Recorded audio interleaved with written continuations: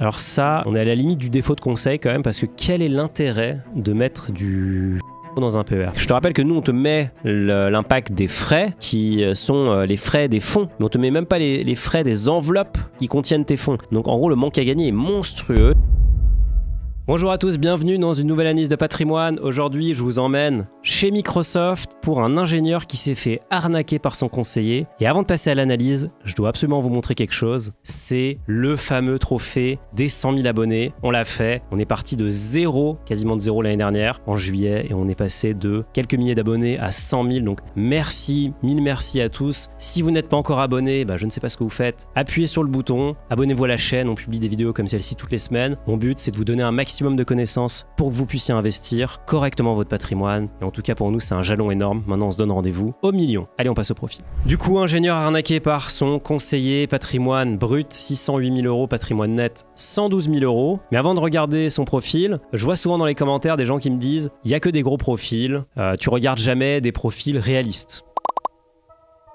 Je vous mets le lien de toutes les analyses que j'ai faites ici. Allez, on continue. Profil Paxé, 37 ans, ingénieur chez Microsoft, je vous l'avais dit. Je salue notre ami Bill Gates. Si tu veux que j'analyse ton patrimoine, Bill, n'hésite pas à me faire signe. Salaire de 85 000 € fixe, plus 25% de variable. Donc forcément, c'est des gros salaires chez Microsoft. Bon, dans la tech en général, mais là, c'est particulièrement impressionnant. Nous avons un enfant avec ma compagne et elle en a un d'une première union. Vers 2017, je me suis tourné vers un CGP, un conseiller en gestion de patrimoine, mais en gros c'est un conseiller financier quoi, pour m'aider à optimiser mes investissements. Après 7 ans, la performance n'est pas dingue sur les supports activés. Alors FIP, assurance vie, PER, mais certains ont représenté une économie d'hier, d'impôt sur le revenu importante, FIP et Girardin. Alors déjà, bon ça je pense que je vous l'ai déjà dit, mais on n'investit pas pour baisser ses impôts. C'est-à-dire ça c'est vraiment une conception qui n'existe pas. On investit pour augmenter son patrimoine et ensuite une fois qu'on a trouvé quelque chose qui va augmenter notre patrimoine, on essaye d'optimiser la fiscalité. Mais c'est dans ce sens-là qu'on travaille. On ne travaille pas pour baisser ses impôts. Personne, ça ne sert à rien de baisser vos impôts. Vous préférez payer plus d'impôts si vous pouvez gagner plus, n'est-ce pas? Donc là, l'idée, c'est de baisser votre fiscalité, mais avec un bon placement. Et là, malheureusement, les placements défiscalisants sont souvent des très mauvais placements. Alors les Girardins, etc., pas forcément, mais il y a des très très mauvaises surprises. Et donc là, a priori, il en a une. J'ai suspendu tous les versements avec mon CGP et je souhaite désormais piloter moi-même mes investissements. Alors déjà, en France, 95% des CGP sont rétro-commissionnés. Qu'est-ce que ça veut dire? Ça veut dire que quand notre ami ici verse dans son PER, souscrit à un Girardin ou verse dans son assurance vie, la société de gestion ou l'assureur va reverser une partie de sa commission au CGP parce que notre ami n'a pas payé le CGP. C'est-à-dire qu'il est rentré dans le bureau, il a eu des conseils, il est reparti, ça a coûté 0 sur le papier, mais ça n'a pas du tout coûté 0 puisqu'il a évidemment payé via des rétros. Donc forcément, vous voyez un petit désalignement d'intérêt. Le CGP, lui, a intérêt à vendre puisqu'il est commissionné sur les produits qu'il vend. Le client, évidemment, veut augmenter son patrimoine, mais les produits qui sont le plus rémunérateurs pour le CGP ne sont pas les plus rentables pour le client. Donc il y a des CGP qui sont indépendants. Attention, indépendants, il y a aussi indépendants de tout groupement, et ensuite il y a vraiment indépendants au sens, vous les payez vous payez des honoraires. C'est la minorité, 5%, et c'est très peu populaire parce que les clients n'aiment pas payer des honoraires à leur CGP. C'est un peu malheureux, mais si vous voulez avoir un CGP fondamentalement indépendant, il faut que vous le payiez vous, parce que sinon, il va bien devoir se rémunérer, donc il va se rémunérer sur les produits qu'il vous propose. Objectif. Mon objectif est de maximiser le rendement de ma capacité d'épargne dans une répartition court terme, élever notre niveau de vie, horizon 3 à 5 ans, moyen terme, financer les études de ma fille, horizon 15 ans, long terme, partir, confort à la retraite, horizon 25 ans. Ok, donc c'est plutôt raisonnable, je pense, comme objectif. Je ne suis pas sûr de voir comment il va, ce qui veut dire par élever son niveau de vie à court terme via ses investissements, parce que ça voudrait plutôt dire de ne pas prendre trop de risques. Bon, à creuser. Stratégie, le seul investissement maintenu est l'achat d'actions dans mon entreprise, donc Microsoft, prélèvement de 8% sur le salaire avec des cotes à l'achat de 10%. Microsoft, c'est un titre exceptionnel, hein. Vous savez, on dit souvent la tech, ça vient de, c'est quelque chose de nouveau, etc. Microsoft, c'est coté en bourse depuis 1986, donc c'est vraiment un titre qui est c'est un dinosaure de la bourse. C'est un dinosaure, regardez-moi ça. Sur les 5 dernières années, Microsoft, ça fait x4 en fait. C'est une société exceptionnelle qui s'est réinventée, qui a réussi à prendre une grosse participation dans OpenAI, donc ChatGPT, qui a réussi à se révolutionner dans le cloud avec Azure, qui est aujourd'hui 25% de part de marché derrière AWS, donc Amazon, mais devant Google. Donc c'est vraiment une boîte hallucinante qui est très très bien gérée par Satya Nadella, qui est le PDG, qui était très bien gérée par Bill Gates, évidemment, le fondateur, Paul Allen aussi. Donc c'est une boîte magnifique et t'as bien raison, je pense, d'acheter des titres parce que c'est pour l'instant vu comme l'un des gagnants de la course à l'IA, alors derrière Nvidia, mais largement devant Google ou Amazon. Donc c'est une très belle boîte qui a su se réinventer, comme je disais, depuis 1986. Il y a eu l'explosion de la bulle .com, il y a eu l'émergence du smartphone, il y a eu les apps mobiles, la 5G, enfin il y a eu tellement de révolutions, le cloud, l'IA maintenant, et à chaque fois Microsoft a su être là, a su répondre présent, a une force de frappe hallucinante et littéralement dans toutes les entreprises du monde. Donc boîte exceptionnelle, donc je pense que tu as tout à fait raison de continuer à acheter, surtout si tu es salarié. Ce que je dis souvent, c'est si vous ne croyez pas dans la boîte dans laquelle vous travaillez, il ne faut pas y travailler tout court. Enfin, c'est pas une histoire d'investir ou pas dans les titres de votre société, mais vous devrez être convaincu que la boîte où vous êtes, c'est la meilleure boîte pour vous en ce moment. Donc je trouve ça très bien de mettre, comme disent les Américains, your money where your mouth is. Ouverture d'un PEA en début d'année, bravo, ça c'est nickel, pour prendre date. Bizarrement, le CGP n'a pas proposé de PEA parce qu'il y a beaucoup moins de rétro là-dessus. Pour prendre date, mais pas encore de DCA en place, juste 500 € de MSCI World. Alors on peut pas automatiser DCA à ma connaissance sur un PEA. Ça vient principalement du problème ou de la problématique qu'on ne peut pas fractionner les titres dans un PEA pour des raisons complètement dépassées. Je crois que c'est dans le code monétaire que c'est indiqué. Bon, j'ai signé d'ailleurs une tribune pour que ça change parce que c'est quand même assez scandaleux et c'est plus du tout à l'ordre du jour. Je pense que ça a été rédigé à une époque où tout simplement les actions fractionnées n'existaient pas sous cette forme. Aujourd'hui, ça existe dans un compte titre, ça existe sur l'équivalent du PEA, le ISA en Grande-Bretagne. Je vois pas pourquoi ça n'existerait pas. Ça existe sur le 401k aux États-Unis, ça devrait exister en France aussi. Il faudrait qu'on enlève les barrières à l'investissement, il faudrait que le gouvernement se réveille un petit peu et arrête d'inventer des règles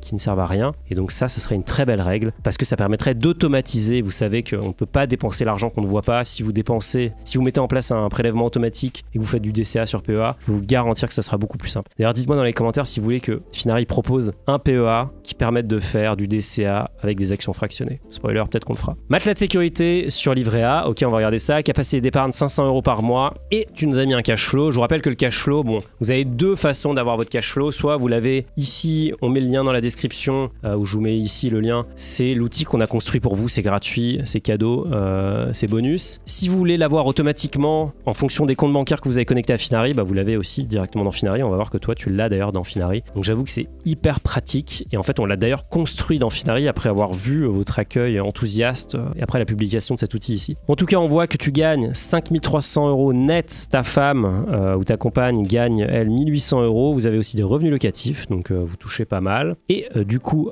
de l'autre côté, vous investissez 600 € dans des actions Microsoft avec une décote de 10%, très bel investissement. Dans un investissement locatif pour rembourser un emprunt. Vous avez acheté votre résidence principale, donc vous remboursez aussi un gros emprunt. On me demande souvent s'il faut acheter sa résidence principale pour investir. Pour moi, c'est pas un investissement en fait, c'est un achat coup de cœur. Donc pourquoi pas? C'est juste que c'est pas le meilleur investissement que vous pouvez faire. Le meilleur investissement que vous pouvez faire, c'est si vous voulez utiliser votre capacité d'emprunt, c'est du locatif. Parce que le locatif, évidemment, vous vous endettez, mais ensuite vous rentrez de l'argent. Vous avez un cash flow qui rentre, donc qui vient en partie ou complètement couvrir la mensualité. Donc vous pouvez vraiment avoir une opération neutre ou à minima très peu impactante pour vous. Évidemment, si vous achetez votre résidence principale, vous payez plein de balles. Alors vous me direz, vous payez pas de loyer, etc.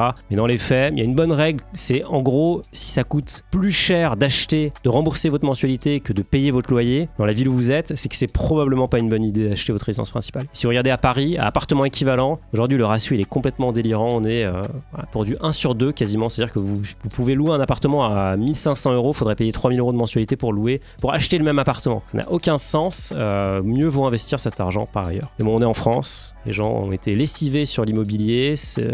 L'immobilier, vous pouvez pas déplacer votre immeuble en dehors de Paris ou en dehors de Lyon. Et donc, que va faire l'État ou les villes quand ils auront plus d'argent? Ils vont augmenter les impôts locaux, taxes foncières, etc. Donc en fait, vous allez être taxé de plus en plus. Et regardez les déficits des budgets. Regardez, tapez le nom de votre ville et tapez déficit budget. Vous allez voir que votre ville, comme la majorité des villes, est hyper mal gérée. Et donc, forcément, les mairies, les régions, les départements, les trucs doivent se servir progressivement et donc augmentent toutes les taxes. Et ça va coûter très très cher aux propriétaires dans les années à venir. Allez, fin de mon thread anti-achat résidence principale. Vie quotidienne, 600 € de course, du restaurant, du loisir. Bon voilà, on voit souvent des cash flows qui sont un peu irréalistes, genre 100 € de course par mois et des gens qui mangent que des pâtes. Là, on voit que c'est quand même plus important parce que y a un enfant, donc forcément, on doit aussi s'en occuper. D'ailleurs, on voit qu'il y a une ligne enfant avec la nounou à 700 €, donc ça coûte cher. C'est probablement l'investissement le moins rentable financièrement de votre vie, mais bon, ça a beaucoup d'autres avantages. Mais en tout cas, ça coûte très cher d'avoir un enfant. N'oubliez pas ça dans l'équation, notamment la nounou.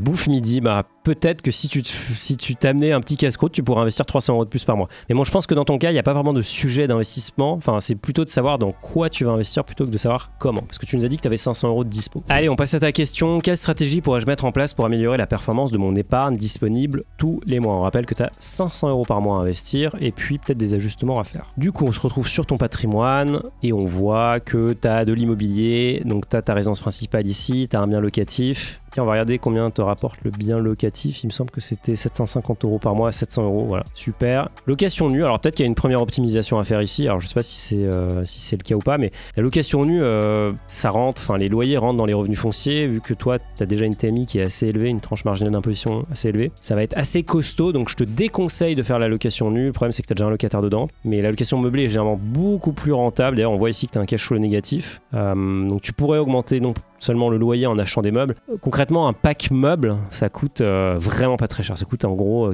4-5 000 € par mois, tout court. 4-5 000 € pour meubler un T2. C'est pas très cher et ça permet de significativement augmenter les loyers. Alors vous avez d'autres désavantages évidemment, hein. Les locataires partent plus souvent, c'est des préavis d'1 mois, etc. Mais bon, ça peut être intéressant. Je vois souvent de la location nue, je suis assez surpris de voir que ça se fait encore autant parce que la location meublée, le LMNP est beaucoup plus rentable. Vous pouvez amortir, vous passez les amortissements en charge, donc vous ne payez pas d'impôts. C'est vraiment très intéressant économiquement. Du coup, on va regarder les enveloppes que tu as refilé ton conseiller. L'assurance vie, bon là, je vous le donne dans le mille, hein, c'est évidemment blindé de frais. On voit que tu peux économiser 56 000 € sur une assurance vie qui aujourd'hui pèse à peine 30 000 €. Donc forcément, il n'y a que des fonds actifs. Forcément, il n'y a que des fonds qui coûtent bien cher.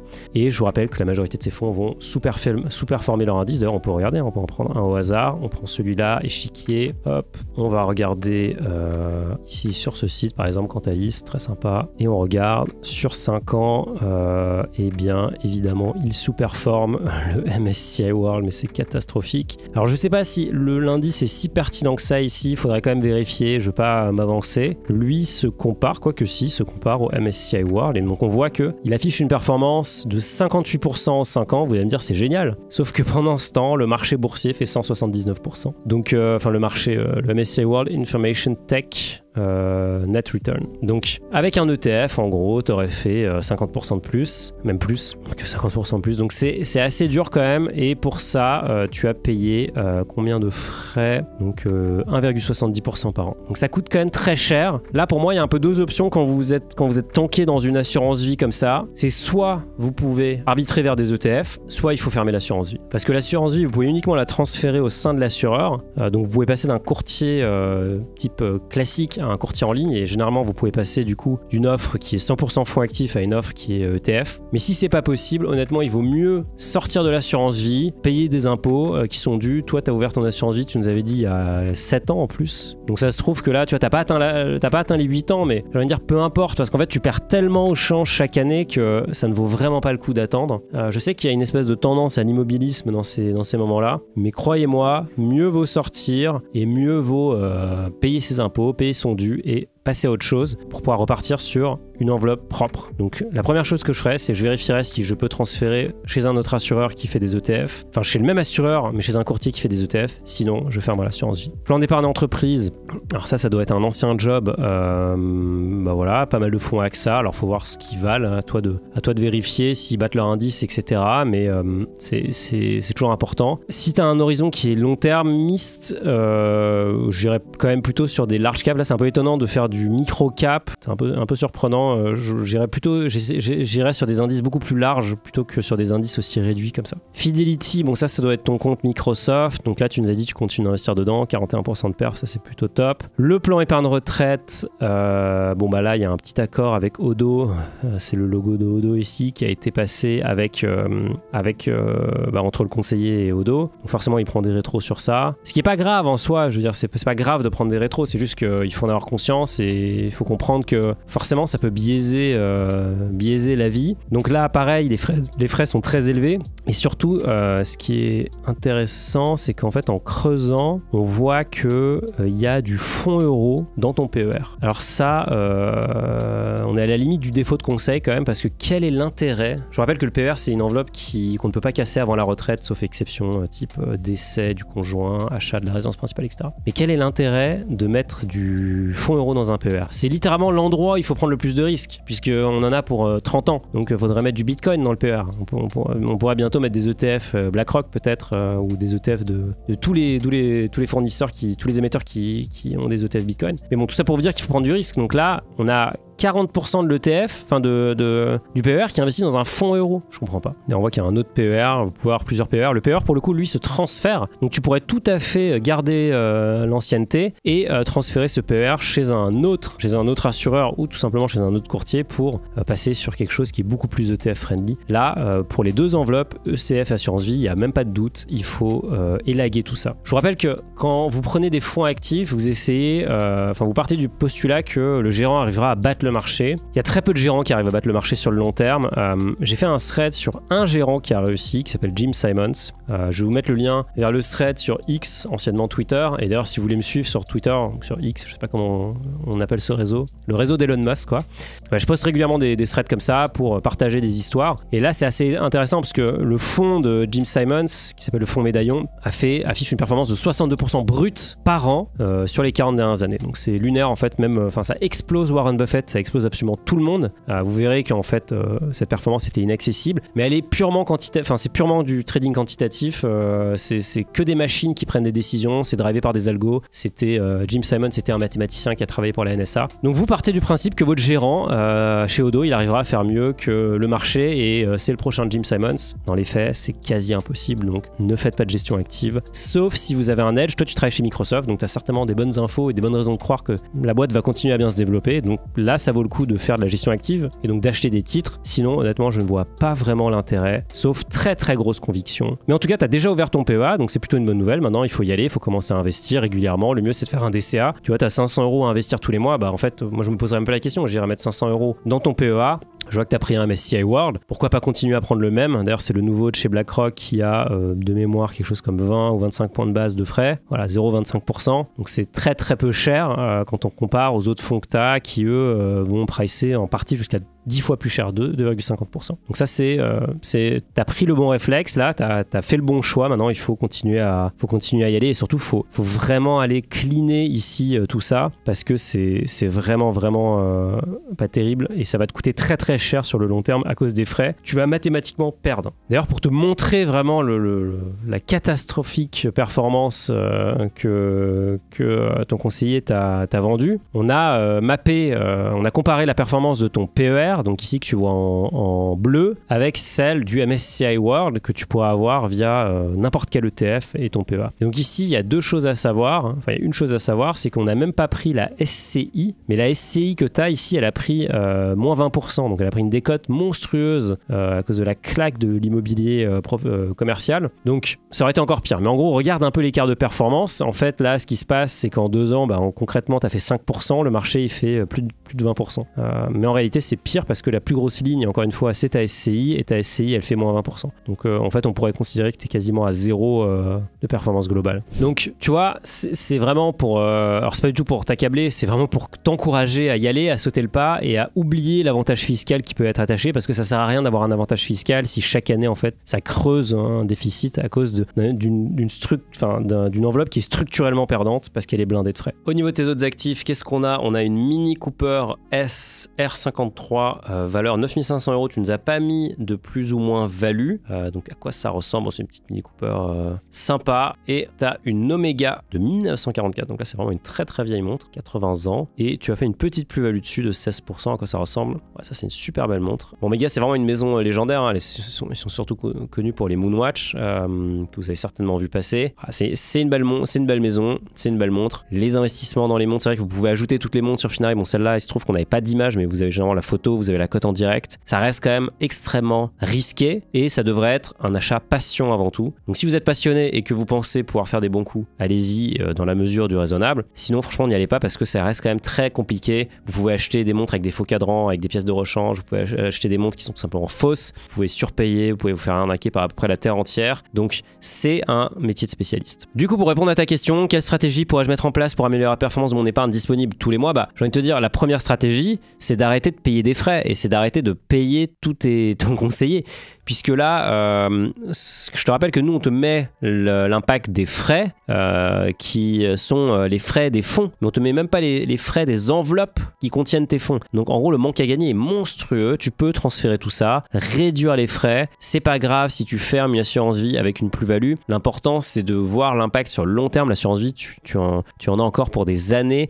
T'as quel âge? T'as 37 ans, donc t'as largement le temps de regagner les frais. Tu pourrais même transférer l'assurance vie au sein de l'assureur chez un autre courtier si tu t'obtiens un meilleur deal. Mais généralement, moi, je préfère prendre mes clics et mes claques et d'aller voir ailleurs quand j'ai quelque chose comme ça. L'épargne retraite, tu peux la transférer, donc ça, c'est parfait. Tu gardes l'antériorité fiscale. Donc vraiment, les frais, il n'y a pas de secret. Si vous baissez vos frais, vous augmentez mécaniquement la performance. Après, bah, l'autre point, c'est de continuer le DCA en priorité sur le PEA, parce qu'évidemment, c'est l'enveloppe la plus favorable pour toi. Ensuite, éventuellement, le compte titre et l'assurance vie. Mais dans un second temps, je pense que vu que tu as de la marge de manœuvre, tu peux vraiment y aller à fond. Tu peux aussi faire du levier. Nous, on te dit que tu es au max de ta capacité d'emprunt, mais ça, c'est toi qui le sais mieux que nous. Donc, à vérifier. Si tu peux encore faire du levier, eh ben, tu pourrais théoriquement, enfin, surtout, c'est pas nous, c'est ta banque. Si ta banque te prête, why not? C'est vrai que les taux sont plus élevés, mais tu pourras toujours les renégocier si les taux baissent. En ce moment, tu peux faire des sacrés coups de fusil sur l'immobilier parce que les vendeurs sont plutôt en difficulté. Donc, il y a peut-être des marges de négociation intéressantes. Et enfin, l'autre point, c'est tu pourrais aussi théoriquement faire de la crypto pour améliorer ta performance via Finari Invest ou autre. D'ailleurs, il faut juste avoir conscience que c'est quand même assez risqué et que forcément, il va falloir accepter la volatilité qui est inhérente au marché crypto. Après, c'est vrai que sur le long terme, le Bitcoin a quand même battu à peu près tout ce qui se fait de mieux en termes de produits financiers sur cette belle terre. Voilà, j'espère que ça t'a aidé, j'espère que ça t'a donné envie surtout de faire les ajustements nécessaires parce que tu vois que c'est plutôt, t'as les bonnes idées, mais elles ont été implémentées de façon un peu à l'envers, quoi, avec un conseiller un peu sans scrupules. Donc maintenant, tu peux rattraper le coup, tu peux y aller maintenant que tu as l'information et tu vas avoir un impact très important sur ta performance. Donc vraiment, ne pas hésiter. Bravo pour ton parcours jusqu'à là. Si vous voulez que j'analyse aussi votre patrimoine, vous m'envoyez votre profil. On analyse un profil chaque semaine. On essaye de varier les goûts et les plaisirs. Donc des petits profils, des gros profils, des gens qui ont des profils incroyables, des gens qui ont des profils plutôt traditionnels. L'idée, c'est que vous voyez une palette pour que ça vous aide un maximum. C'est vraiment de la valeur éducative ce qu'on fait ici. Je vous souhaite des bons investissements. Je vous dis à la semaine prochaine. Ciao.